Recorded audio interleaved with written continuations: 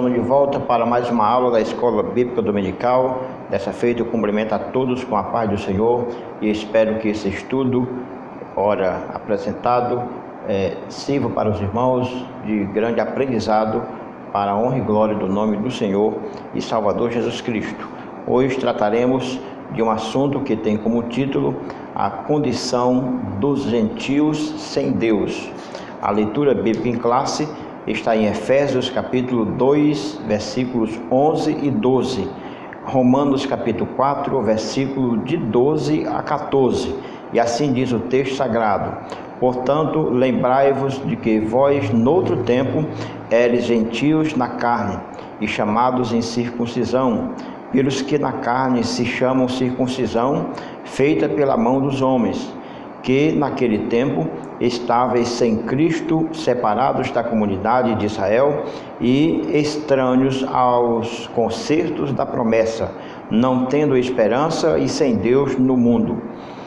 E fosse pai da circuncisão, daqueles que não somente são da circuncisão, mas que também andam nas pisadas daquela fé que teve nosso pai Abraão, que tivera na incircuncisão, porque a promessa de que havia de ser herdeiro do mundo não foi feita pela lei a Abraão ou a sua posteridade, mas pela justiça da fé. Pois se os que são da lei são herdeiros, logo a fé é vã e a promessa é aniquilada. Percebam, os irmãos, que a aula de hoje ela trata especificamente a respeito de uma classe que a Bíblia chama de os gentios. E a aula ela vai exatamente percorrer todo o seu tempo falando a respeito de alguns perfis ou do perfil dos gentios que estavam fundamentados em alguns pilares que veremos no decorrer da nossa aula de hoje.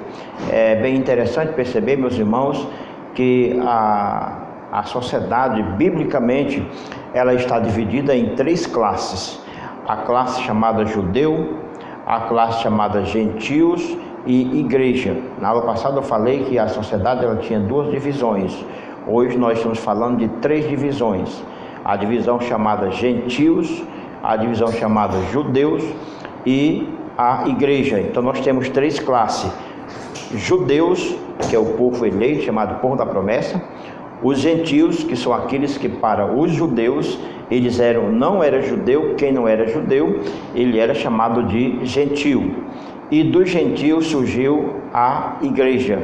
Então isso é muito interessante a gente notar que dentro do estudo da teologia, há diferença entre igreja, entre religião e entre seitas. Às vezes as pessoas não sabem fazer uma diferença entre o que é uma religião, o que é uma denominação e o que é igreja. Então nós temos três classes formais de pessoas distinguidas pela teologia: os judeus, os gentios e a igreja. Tratamos hoje dos gentios.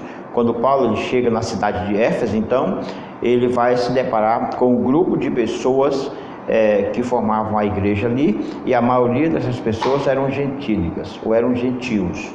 Por isso ele vai se relacionar com os gentios, ele vai tratar com os gentios. Paulo é chamado o apóstolo dos gentios. A sua chamada já é direcionada para os gentios. Ele vai trabalhar com essa classe de pessoas. O item de número 1 fala sobre o conceito de circuncisão. Havia uma certa questão, um debate entre pessoas em vários lugares, e na cidade de Éfeso isso foi pontuado, o assunto sobre a circuncisão. Circuncisão é uma coisa relacionada aos judeus, é um ritual relacionado ao povo judeu. Então os gentios, como que os gentios foram inseridos nessa questão? Então o conceito, ou o que é a palavra circuncisão, de acordo com o comentarista e também o dicionário que ele aponta, que é o Roais, ele vai citar aqui e descrever de maneira bem clara o que é a circuncisão. A circuncisão era uma remoção cirúrgica do prepúcio do órgão sexual masculino, ritual prescrito na lei que tinha seu procedimento realizado a partir do 8º dia de nascido. Passava por esse ritual o menino judeu e o filho do gentio escravo comprado com dinheiro, nascido em família judia. Esse é o conceito da palavra circuncisão. A circuncisão era, portanto, um ritual judeu. Esse ritual realizava-se com os meninos judeus, como disse aqui o comentarista. A partir do 8º dia era feita essa operação nos meninos judeus. Isso tinha algumas implicações. Uma delas, por exemplo, era apontar ou indicar que o judeu ele teria que se purificar para ser santo, porque Deus ele tem em mente um povo santo. E isso nós encontramos em Gênesis capítulo de número 17, versículo 10, quando a Bíblia diz assim: esta é a minha aliança que darei ou estarei estabelecido entre mim e vós e a tua descendência. Todo macho entre vós será circuncidado. Então é um sinal, e ao mesmo tempo, como foi lido no conceito de circuncisão, era prescrito, estava na lei. Então o judeu deveria fazer isso.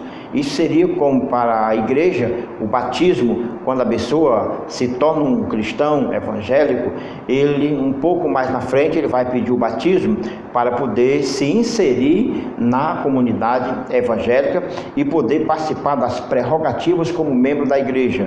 Então, para os judeus era requerido para o processo de santificação, para o processo de purificação, passava-se por esse ato. Então era uma operação literal que era feita no menino para tirar a impureza, segundo era compreendido pelos judeus. E isso era algo feito com essa prática entre a comunidade judaica.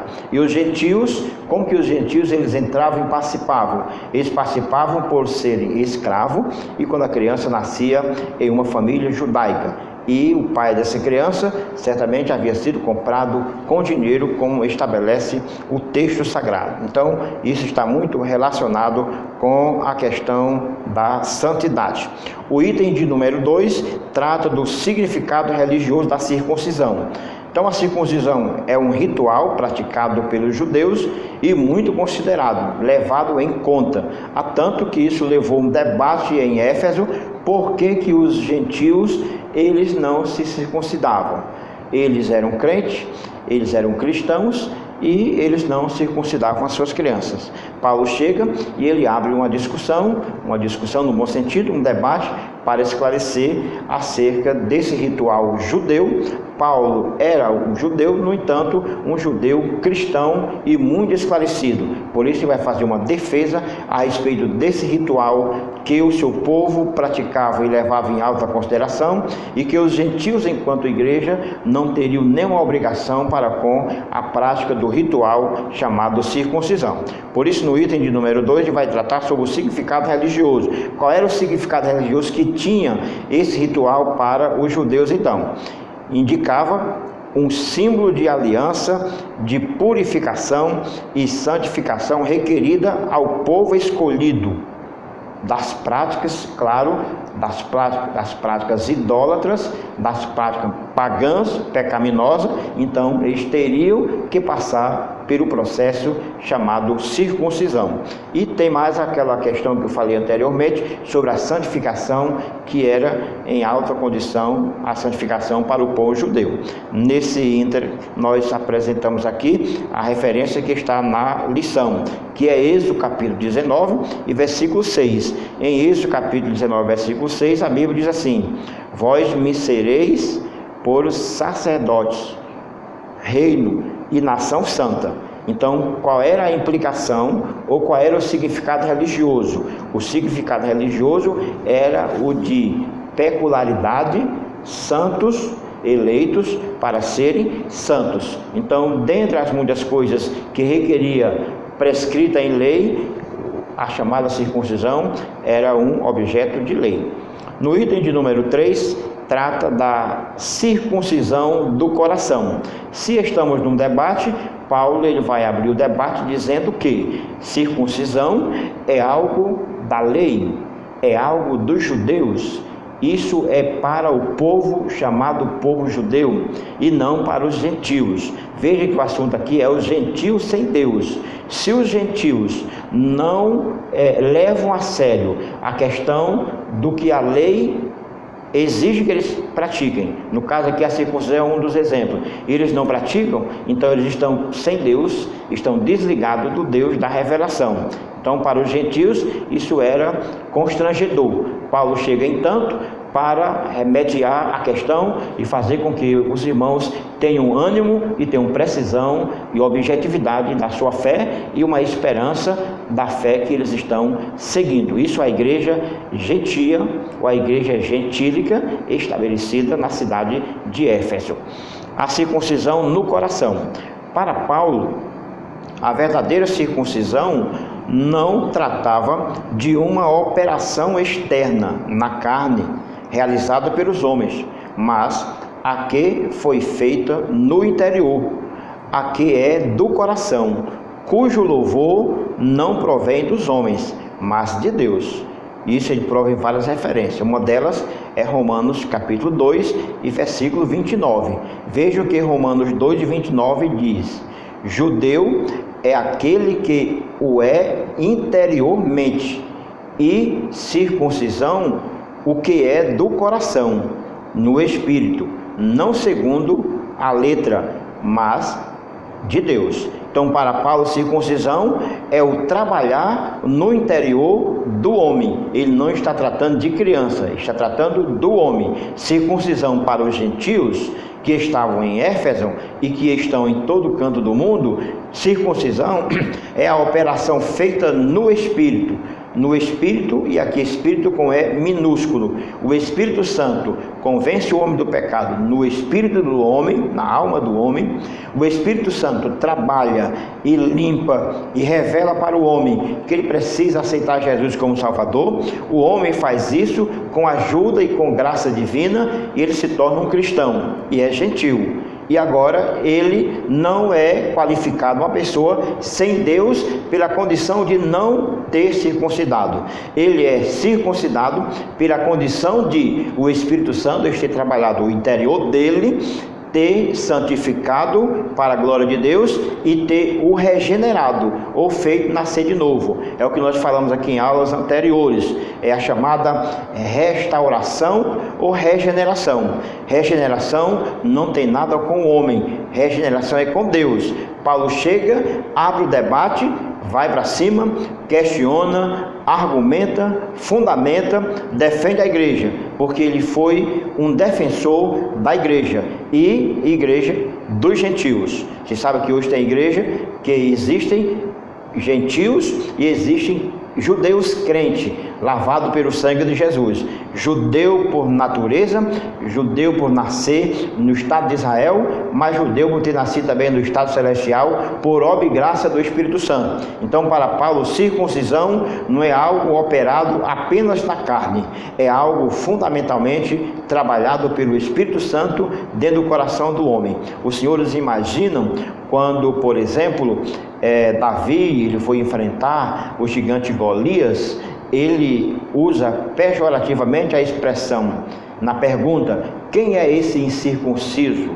Eu irei e lutarei com esse incircunciso no nome do Senhor. Então o incircunciso era o nome dado a todos aqueles que naturalmente não eram judeu e nem tampouco eles passavam pelo processo da circuncisão. Então para a igreja não há necessidade de circuncisão ou dessa operação literal no ritual, no menino judeu ou no menino gentio quando ele tem 8 dias de nascido. É uma prescrição da lei, mas não para a igreja gentílica, porque a igreja gentílica ela se fundamenta pela lei da graça na operação do Espírito Santo no interior do homem. Então o que vale é o que está no interior de cada pessoa, colocado por obra e graça do Espírito Santo. O item de número 4, para fecharmos o ponto 1, trata exatamente da circuncisão na nova aliança. A antiga aliança é aquela que você vai encontrar desde o Gênesis até o último profeta. Tudo aqui está dentro da nova aliança. Chegou em Jesus, nova aliança, o Novo Testamento. Então, a igreja neotestamentária, ela se fundamenta, ela está embasada exatamente na lei da graça. Aí diz Paulo, a circuncisão na nova aliança. Na nova aliança, a circuncisão passou a enfatizar que agora nós servimos a Deus no Espírito e glorificamos a Jesus Cristo, e não como era antigamente, feito algo na carne. Então preste bem atenção como é que as coisas funcionam para a lei, é completamente diferente. Na Galácia, por exemplo, nós temos algumas observações. Paulo diz assim: Paulo exortou os irmãos a não observarem a circuncisão, a fim de não caírem da graça e da fé em Cristo. Gálatas capítulo 5, versículo 2 e versículo 4. No versículo 2 de Gálatas, Paulo ele ainda diz assim: eu vos digo que, se vos deixardes circuncidar, Cristo de nada vos aproveitará. De novo testifico, diz Paulo, de novo testifico a todo homem, que se deixardes circuncidar, que está obrigado a guardar toda a lei. Então ele diz: se o gentil for na pressão e deixar alguém o circuncidar, Cristo para ele não vale nada, porque ele retrocedeu e foi para a lei, para o antigo rudimento. Então hoje o crente não aceita mais essa pressão, e se ele aceitar, ele está debaixo dos rudimentos da lei. Ele vai cumprir a lei do Antigo Testamento e não a lei da graça, operada pelo Espírito Santo, para alguém ter uma visão a respeito da pessoa de Jesus Cristo. Isso é muito interessante. De Cristo vos desligar, disse Paulo, de Cristo vos desligaste, vós que procurais justificar na lei. Então, se alguém procurar se justificar pela lei, caiu da graça, deixou Jesus, e Jesus para esse não tem nenhum significado. Então, para a igreja dos gentios, ou para a igreja do Novo Testamento, da nova aliança, formada por pessoas que não são judias, elas estão livres da prática da circuncisão. Imagino que todos tenham compreendido o conceito de circuncisão e o seu significado religioso, e também a questão que trata a respeito do coração, no Espírito, na fé, e como é que isso funciona na nova aliança. Então, na nova aliança, nós vivemos pela graça de Deus, nada de circuncisão. Circuncisão é dentro de nós, circuncisão é no nosso pensamento. Paulo disse aos Romanos, no capítulo 12, no versículo 2, ele diz: rogo pela compaixão de Deus que transformais pela renovação do vosso entendimento. Então, não é na carne, é no Espírito, pela fé em Jesus Cristo. Faça uma paradinha e logo estarei voltando para dar sequência à nossa aula.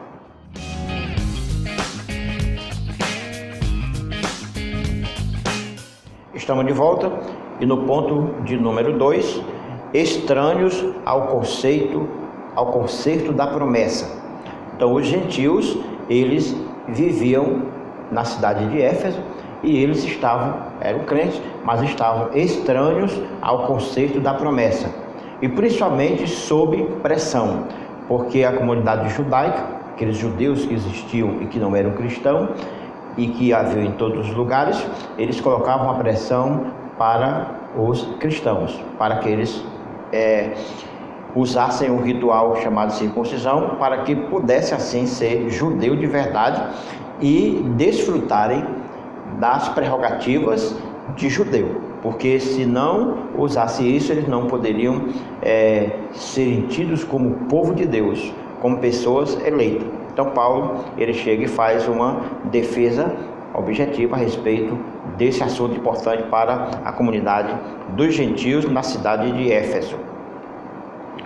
Ele diz: uma vida sem Cristo, estavam estranhos ao concerto, à aliança Eles tinham uma vida sem Cristo, é o item número 1. Ao descrever a história passada dos gentios, Paulo traz à memória que naquele tempo, isto é, antes da regeneração, eles viviam imersos no paganismo e, portanto, sem Cristo. Isso indica que a religiosidade dos gentios era incapaz de inseri-los na promessa messiânica de salvação.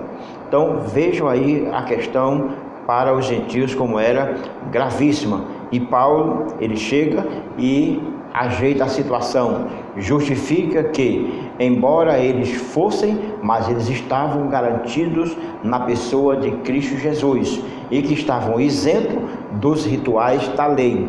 E dentre esses rituais, a chamada circuncisão, um ato obrigatório porque estava prescrito na lei. Por isso Paulo, ele diz: vós adorais o que não conheceis, nós adoramos o que conhecemos, porque a salvação vem dos judeus.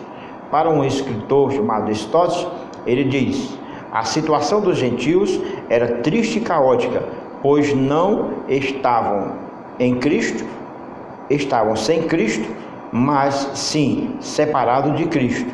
Eles estavam sem Cristo e separados de Cristo. Isso os gentios que não tinham Jesus, mas os gentios, igreja, não. Eles tinham Jesus, embora estivessem ameaçados e criticados por não fazerem parte dos rituais da lei. Então os gentios não estão sem Deus, os gentios que formam a igreja de Cristo Jesus na terra. Então todos nós que somos chamados de pagão, inclusive houve uma época em que alguém criticava muito porque os crentes eles eram pagãos. Para alguns achavam que ser crente verdadeiro era aquele crente que havia ficado crente, mas no entanto ele havia sido batizado quando criança. Então esse era um crente verdadeiro. Então levou-se muito tempo para que as pessoas deixassem essa prática, essa fala. Hoje a gente não ouve alguém falando sobre isso. Nós somos crentes e alguém pode até achar que nós somos pagão ou somos da lei de Lutero ou de qualquer coisa, mas em qualquer que alguém fale qualquer coisa, nós somos de Cristo e estamos hoje abençoados para a glória do nome do Senhor. Item 2. Separados da comunidade de Israel. São gentios, são cristãos, mas são separados da comunidade de Israel, porque não praticam os rituais da lei. Então alguém pode dizer hoje: qual é a sua lei? Você está amparado em quê? Estamos amparados na graça de Deus. E veja que Paulo, na aula anterior, ele utiliza a expressão quando ele diz assim: sois salvo pela graça. Isso não vem de vós, é dom de Deus. Então estamos embasados, estamos fundamentados na graça divina, na maravilhosa graça de Deus e no ato, na intervenção sobrenatural de Deus sobre as nossas vidas. Para isso, Paulo salienta a desvantagem gentílica de não pertencer à comunidade de Israel. A constatação cruel era de que Deus não se revelava para os gentios. Então a chamada divina fora feita somente a Abraão e a sua descendência. Então percebam que os judeus prevaleciam-se porque eles arrogavam dizendo: nós temos que provar e temos o que provar, porque nós somos descendência de Abraão. E vocês descendem de quem? E vocês pensam que vão para onde? E vocês pensam que vão conseguir o quê? Que céu vocês vão conseguir? Que liberdade vocês têm se vocês não são descendência de Abraão? Para isso, então, Paulo ele vem colocar a questão da fé, que aqueles que são da fé em Cristo, eles passam a ser também de Abraão. E como já dissemos aqui no ponto anterior, que o que eles estão querendo para os gentios, ou para a igreja gentílica, que é a circuncisão, ninguém entra no céu por conta da circuncisão na carne, mas por conta da circuncisão no espírito, como disse Paulo. A circuncisão é o trabalhar de Deus, é o regenerar de Deus no homem, algo que é intervenção divina e não coisa feita pelo homem. Nós não temos a mínima interferência na chamada regeneração. Regeneração é obra do Espírito. Paulo, quando ele abre um diálogo com o mestre Nicodemos, ele pergunta: és mestre em Israel e não sabes disso?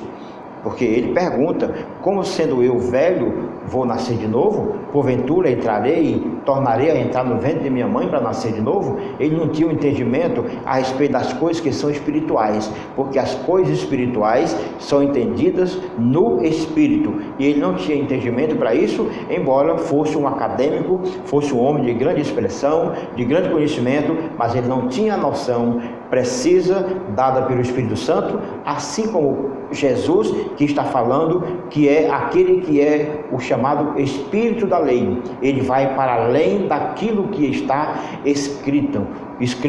Os irmãos lembram que quando trouxeram aquela mulher para ser crucificada, apedrejada, julgada de maneira precipitada, Jesus ele vai para além da lei. Ele diz: aquele que não tiver pecado, seja o primeiro a tirar uma pedra nela. Então isso aqui é para quem tem noção daquilo que está escrito na lei e daquilo que é para além da lei, que é o chamado Espírito da lei, o conhecimento de quem realmente sabe interpretar a lei, e Jesus sabia disso. E Paulo, que é um profundo conhecedor, ele também dá uma aula grandiosa para os judeus e para os gentios, para sossegá-los, tranquilizá-los e assim deixarem firme de que eles também têm uma esperança, embora não pratiquem os atos, os rituais judaicos. O item 2 ou 2.2, alienados ao pacto da promessa, ou seja, o conceito, a palavra pacto quer dizer concerto. Então eles estão alienados, eles estão excluídos, eles estão caminhando por fora. É como se eles não tivessem nada com Deus e Deus não tivesse nada com eles. Os gentios eram assim tratados pelos judeus, como se não fossem gente. Eles eram exclusos, eles eram marginalizados, eles estavam à margem da lei, eles não caminhavam de acordo com a lei pelo fato de não serem judeus. Então os judeus eles eram absolutamente seletistas e eles faziam acepção de pessoas por arrogarem-se ser o povo escolhido, o povo da promessa. Separados de Israel, os gentios desconheciam totalmente os vários pactos que Deus estabelecera com os patriarcas israelitas. Por exemplo, o pacto abraâmico, a aliança de Deus com Abraão, eles não sabiam, não entendiam sobre isso. Para com os israelitas, o pacto mosaico, a aliança que Deus faz com Moisés, também não tinham uma certa noção em relação a isso. Esses pactos eram reiterações da promessa messiânica. Os gentios não conheciam e não desfrutavam das bênçãos da antiga aliança, mas agora transformaram-se em herdeiros de Cristo, tudo por meio da maravilhosa graça de Cristo. Vejam que a coisa mudou. Aquele que era separado, aquele que era sem Deus, aquele que não desfrutava das prerrogativas da lei ou daquilo que estava na lei em relação ao Messias prometido, os gentios eles estavam desqualificados. E Paulo chega como a porta dos gentios e ele faz uma defesa dizendo que não é assim.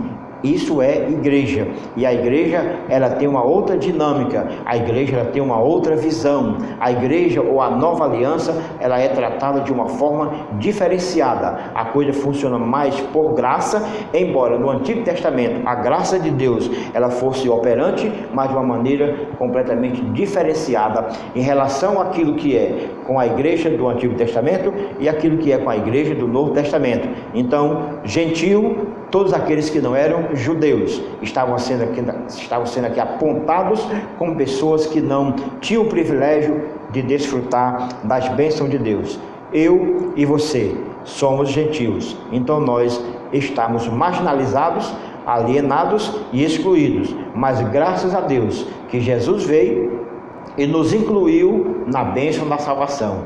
Paulo, escrevendo a Tito, capítulo 2, versículo 11, ele diz: a graça se manifestou, trazendo salvação a todos os homens. Que bênção do céu! Todos os homens, sejam eles quais forem, eles terão a bênção da salvação através de Cristo Jesus e da graça que operou nele. Então, circuncisão, passou, virou a página, e a página agora é nascido de novo, e nascido de novo pelo processo da operação do Espírito Santo no nosso coração. Que coisa maravilhosa, meus irmãos. Espero que essa aula esteja chegando até você com grande proveito, com fortificação, com alimentação espiritual e fortalecimento para a sua alma e para o seu espírito e para o entendimento, pois isso é maravilhoso e estamos aprendendo juntos a palavra do nosso Deus. Voltarei em instantes para o ponto de número 3 da nossa aula.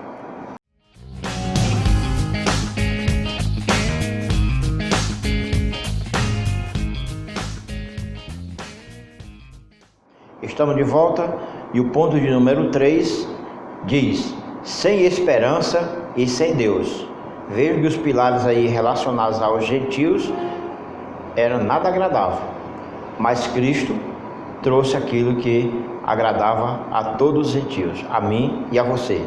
Então estamos agraciados por Deus e aquilo que era sem agora se tornou todo abençoado, todo feliz, todo cheio de esperança, todo cheio de graça. Então a coisa mudou porque Cristo mudou a nossa história. Não só a história dos Efésios, mas a história de todos nós, eu e você que nos assiste neste momento. O item de número 1 diz: desprovido de esperança. Paulo diz: a palavra esperança traz a ideia de confiança. E nas Escrituras, o seu principal uso está ligado à confiança nas promessas divinas. Então, as promessas que eram feitas através de Abraão para o povo judeu, a igreja gentia, ela era ameaçada e acusada de viver à margem da lei. Não eram descendentes, não tinham nada a ver com as bênçãos de Deus.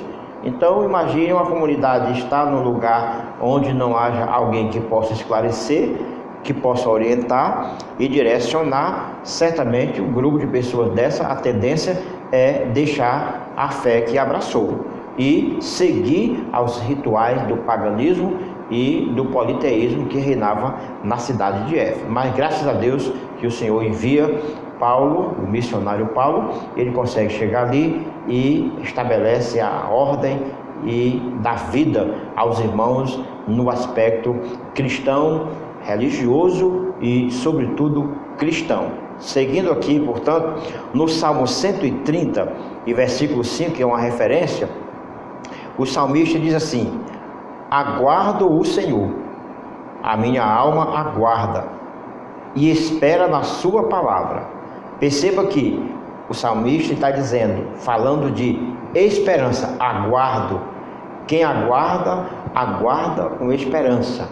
Paulo está dizendo, embora não estejam praticando os rituais da circuncisão, mas a alma de vocês, o espírito de vocês, aguarda com segurança as bênçãos da promessa. Porque quem prometeu não foram os judeus. Quem prometeu não foi homem, quem prometeu foi Deus, de abençoá-los na pessoa de Cristo. Então vocês estão abençoados na alma, no espírito, no corpo, em qualquer circunstância. Então essa matéria, ela serve para mim e serve para você, onde você está me ouvindo e me assistindo neste momento. É gentil, foi pagão, foi gentil e foi pagão, mas hoje é cristão, lavado pelo poder do sangue de Jesus e tem esperança. Então, enquanto alguém está dizendo, vocês são sem esperança, Paulo chega e diz, não, eles aguardam, eles esperam, a alma deles esperam, a alma deles tem esperança. Eles vivem a esperança de participar da promessa, porque também são judeus, não na circuncisão, nos conforme da lei, mas judeus na conformidade da graça, que é no interior de cada um deles. Isso eu posso garantir. Poderia dizer Paulo, isso é um grifo meu. Sequenciando aqui, ainda o comentário do pastor Douglas Batista, ele diz, podemos afirmar que os gentios eram desprovidos dessa esperança por causa de parte da filosofia grega, que descartava a possibilidade de uma vida além túmulo. Então, os filósofos que não entendiam coisa de fé, porque filosofia ela pode ajudar no raciocínio da pessoa, mas não pode dar entendimento naquilo que é espiritual. Então, os filósofos, eles diziam que além do túmulo, ou a pessoa morreu depois de morrer, então, depois de morrer, a gente não tem muita coisa que dizer depois que alguém morre. Mas não é verdade. Quando analisa-se a Bíblia, depois da morte segue-se o juízo para quem não tem Cristo. Para quem tem Cristo, ele vai para a glória, existe o céu para ele. Então isso é esperança. E a Bíblia é muito clara. Por exemplo, em vários livros, no livro de Daniel, no capítulo 12 e no versículo 2 diz lá: muitos dos que dormem no pó da terra ressuscitarão, uns para a vida eterna e outros para a vergonha e desprezo eterno. Então a coisa não fica apenas além do túmulo. Então há algo depois do túmulo. Então a filosofia grega, e Paulo, lá na cidade de Atenas, mais precisamente, nós temos uma referência aí, que é Atos capítulo 17, versículo 18 e versículo 32. Lá no versículo de número 18, Paulo ele faz uma assertiva com relação a isso. Ele está falando a respeito dos filósofos. No versículo 18 ele diz: e alguns dos filósofos epicureus e históricos contendiam com ele, e uns diziam: que quer dizer esse paloeiro? E outros, parece que é pregador de deuses estranhos, porque lhes anuncia uma outra doutrina, e a doutrina sobre ressurreição. Então veja que os filósofos, eles não entendiam o que Paulo pregava, eles não compreendiam qual era a doutrina que Paulo estava pregando. Ele estava pregando um Cristo ressuscitado. Então esse Cristo ressuscitado foi que trouxe esperança para todos os cristãos, passando pela a cidade de Éfeso e assim ganhando o mundo até os confins da terra, onde chegou o testemunho dos pregadores a respeito da morte e ressurreição de Cristo Jesus. Todos se tornaram conhecedores da verdade da ressurreição e da bênção que tem aqueles que esperam na pessoa gloriosa de Cristo Jesus. Então, meus queridos irmãos, essa é a lição a respeito do que tratou Paulo sobre a circuncisão. E no item de número 2, do ponto 3, vem outro sem Deus no mundo.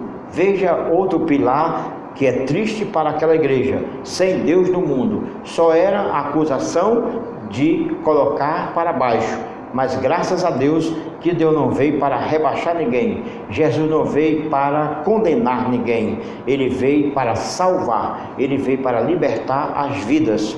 A expressão sem Deus não significa que os gentios não serviam ou não acreditavam numa divindade.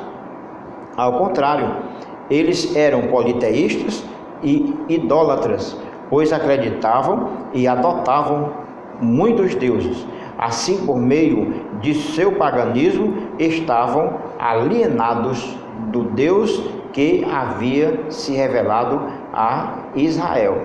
Isso indica dizer que suas vidas eram regidas pela falsa ideia de divindade pagãs, que mantinham escravizados em densas trevas espirituais. Então os gentios, antes de se tornarem crentes, os gentios que estavam na cidade de Éfeso, que era uma cidade comandada, dominada pelo politeísmo, pelo mundo de diversidade, ali, pela graça de Deus, Deus levantou um número de homens e mulheres que eram cristãos. Então eles haviam saído de uma prática idólatra, de paganismo e de politeísmo. Eles tinham sim noção de Deus. A noção que eles não tinham precisa era a noção de um Deus revelado para Israel, porque eles tinham a mente dominada pelo politeísmo e pelos deuses que reinavam na sua cidade. Assim como muitos de nós que outrora nós tínhamos em nossa mente um domínio, um governo de entidades que não eram entidades divinas, eram entidades falsas, e a gente tinha uma certa crença nessa divindade, até que o Deus de Israel foi revelado ao nosso coração. Jesus nos revelou a verdade e nós conhecemos a verdade, e a partir do conhecer a verdade, nós passamos a ter uma nova vida e agir de maneira diferente. Então agora não estamos mais sem Deus no mundo, estamos com Deus no mundo e abençoados para a glória do Senhor e Salvador Jesus Cristo. Em 1 Coríntios capítulo 8, versículo 4, Paulo utiliza uma referência sobre esse assunto. E no versículo 4 ele diz assim: assim que, quanto ao comer das coisas sacrificadas aos ídolos, sabemos que o ídolo nada é do mundo, e que não há outro Deus, senão um só. Ainda em Êxodo capítulo 19, versículo 2, o escritor diz assim: vós tendes visto o que fiz aos egípcios, como vos levei sobre as asas de águia, e vos trouxe a mim. Agora, pois, se diligentemente ouvides a minha voz e guardardes o meu concerto, então sereis minha propriedade peculiar dentre todos os povos, porque toda a terra é minha. Isso diz no verso 3 do capítulo 19 de Êxodo. Então Deus está falando de um povo que é peculiar. Então aqueles que agora, pela fé em Cristo Jesus, receberam esperança, eles são povo peculiar, eles são geração de Deus. Então tem uma esperança gloriosa em Cristo Jesus. Concluímos a nossa aula dizendo: noutro tempo éramos incircuncisos e estávamos excluídos da aliança com Deus. Hoje, pela magnitude do amor divino, circuncidados de coração e inclusos na esperança das promessas vindouras em Cristo Jesus. Essa é a bênção de todos os gentios em Cristo Jesus. Aqueles que não são gentios, ou aqueles que são gentios, mas não se chegaram a Cristo, ou Cristo não chegou-se a eles, revelando que Ele é o Salvador e que eles não aceitaram. Então a esses pilares que foram ventilados nessa aula estão todos sobre eles, mas o gentio que aceitou Jesus, ele está acobertado de esperança, ele está completamente abençoado para a glória do nome do Senhor. E assim concluímos mais uma aula, esperando que todos possam terem recebidos e serem agraciados para a glória do nome do Senhor Jesus. Agradecendo ao pastor Sérgio, pastor presidente, pela iniciativa de levar até os irmãos esse comentário maravilhoso da palavra do Senhor.